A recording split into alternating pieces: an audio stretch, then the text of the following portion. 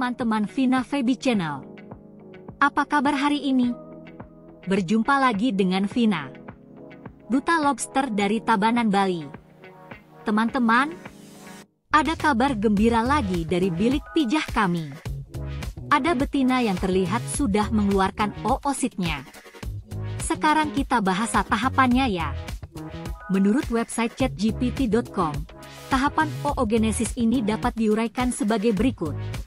Diawali dengan proses penyaluran oosit matang ke pleopod pada induk betina lobster air tawar yang sedang matang gonad. Lobster air tawar memiliki siklus reproduksi yang kompleks, di mana oosit yang matang di ovarium harus disalurkan ke pleopod untuk proses pembuahan dan perkembangan lebih lanjut. Pleopod, atau kaki renang, adalah struktur penting yang digunakan oleh betina untuk membawa dan melindungi telur-telur mereka. Proses ini melibatkan beberapa tahap kritis, termasuk pematangan oosit, pelepasan dari ovarium, penyaluran melalui saluran reproduksi, dan akhirnya pelekatan pada pleopod. Berikut ini adalah penjelasan mendetail mengenai setiap tahapan dalam proses ini. 1. Pematangan oosit di ovarium. Pematangan gonad. Proses pematangan oosit dimulai di ovarium betina. Ovarium adalah organ reproduksi utama yang menghasilkan sel telur atau oosit. Ovarium biasanya berwarna oranye atau merah muda ketika betina sedang matang gonad. Pematangan oosit ini dikendalikan oleh hormon reproduksi yang merangsang perkembangan oosit dari tahap awal hingga siap dibuahi. Sekarang kita masuk ke tahapan oogenesis. Oogenesis adalah proses pembentukan dan perkembangan oosit. Oogenesis terdiri dari beberapa tahap yaitu oosit primer, sekunder, dan akhirnya oosit matang. Selama proses ini, oosit mengalami pembelahan meiosis yang mengurangi jumlah kromosom menjadi setengah dan memastikan variasi genetik pada keturunannya. 2. Pelepasan oosit dari ovarium. Terjadinya pelepasan oosit dapat dijelaskan sebagai berikut. Setelah oosit matang, mereka dilepaskan dari ovarium ke dalam saluran reproduksi betina. Proses ini dikenal sebagai ovulasi. Ovulasi pada lobster air tawar biasanya dipicu oleh perubahan lingkungan seperti suhu air atau ketersediaan pakan yang melimpah, serta oleh faktor hormonal internal. Sementara proses pergerakan melalui saluran reproduksi dapat dijelaskan sebagai berikut. Oosit yang telah dilepaskan akan bergerak melalui saluran reproduksi menuju pleopod. Saluran reproduksi terdiri dari oviduk yang menghubungkan ovarium dengan pleopod. Oviduk berfungsi sebagai jalur yang dilalui oleh oosit untuk mencapai pleopod. Sepanjang jalur ini, oosit akan bertemu dengan sperma yang telah disimpan oleh betina dari kopulasi sebelumnya. Teman-teman, sekarang poin ketiga. Pembuahan dan penyaluran ke pleopod.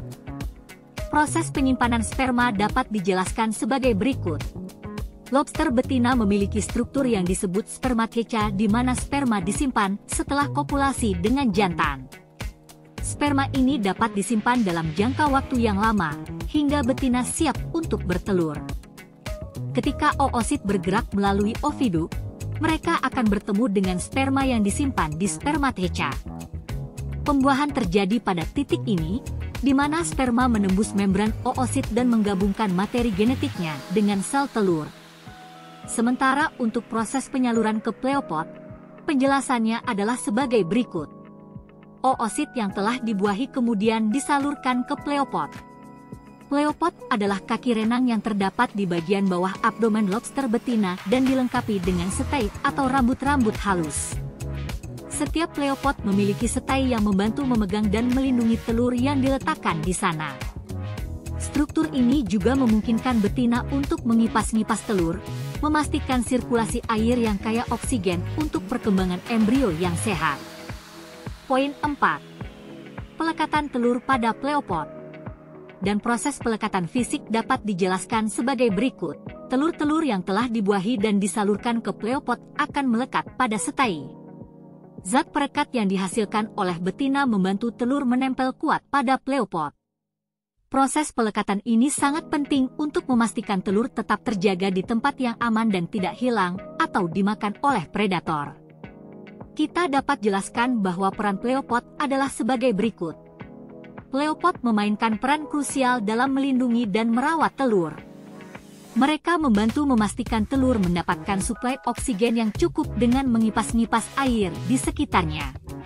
Betina akan terus mengawasi dan merawat telur-telurnya, termasuk membersihkannya secara rutin untuk mencegah infeksi jamur atau bakteri. Sekarang kita masuk poin 5. Perkembangan telur di pleopod. Untuk penjelasan tentang inkubasi telur adalah sebagai berikut. Masa inkubasi telur bervariasi tergantung pada suhu air dan kondisi lingkungan. Telur akan berkembang di pleopod betina selama beberapa minggu. Suhu air yang ideal untuk inkubasi biasanya berkisar antara 24–28 derajat Celcius. Kondisi air yang baik sangat penting untuk perkembangan yang optimal. Terkait perubahan warna telur dapat dijelaskan sebagai berikut. Selama inkubasi, warna telur akan berubah dari putih atau kekuningan menjadi lebih gelap, biasanya oranye atau coklat. Ini menunjukkan bahwa embrio di dalamnya sedang berkembang dan mendekati waktu penetasan.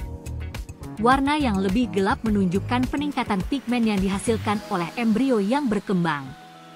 Dan untuk proses penetasan telur penjelasannya sebagai berikut.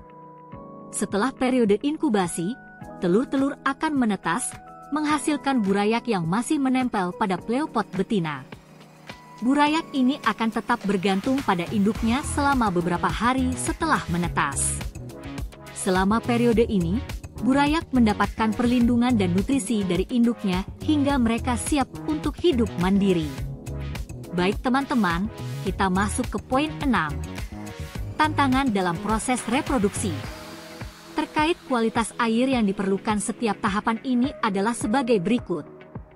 Kualitas air sangat penting dalam proses reproduksi lobster air tawar. Parameter seperti pH, suhu, oksigen terlarut, dan kebersihan air harus dijaga dengan baik.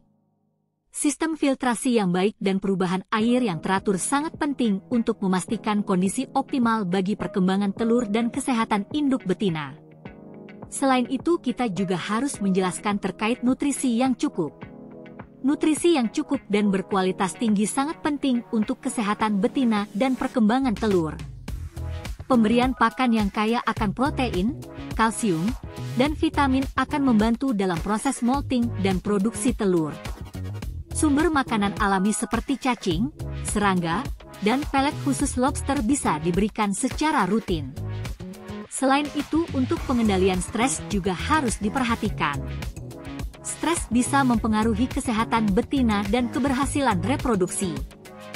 Faktor-faktor seperti kepadatan populasi yang tinggi, kualitas air yang buruk, dan gangguan dari lobster lain harus dikendalikan.